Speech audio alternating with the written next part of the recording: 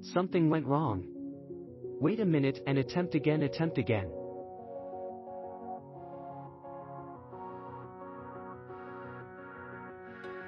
I have actually invested most of my dating life with tall guys.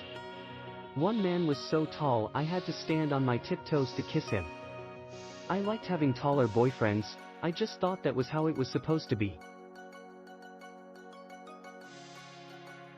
And then I satisfied Steven, not his genuine name.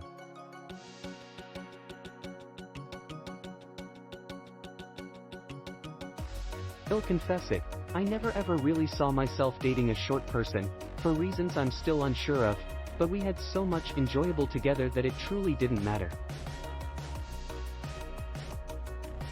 While Steven and I never ever discussed his height, high uncomfortable, I discovered myself striving to overcompensate for his diminutive stature.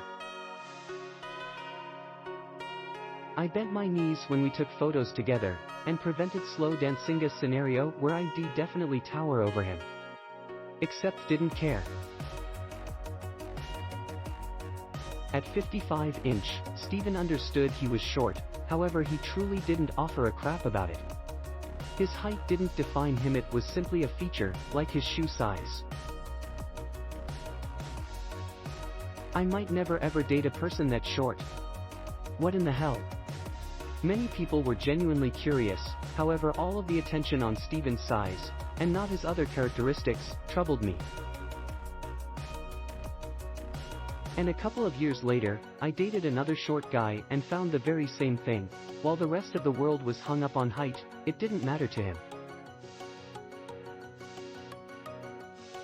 And damn, that's hot.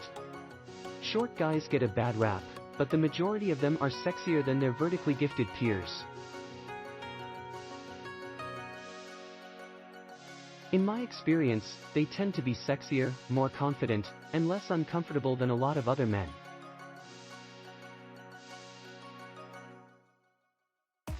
Case in point, Bruno Mars, 55 inch, Aziz Ansari, 56, Usher, 57, Josh Hutcherson, 56, Jon Stewart, 56, need I go on? Research has actually revealed brief men make better partners, too. A study conducted by 2 NYU sociologists discovered that males who are 57 inch or much shorter are 32% less likely to divorce than taller dudes. Thanks for watching. Please subscribe and like.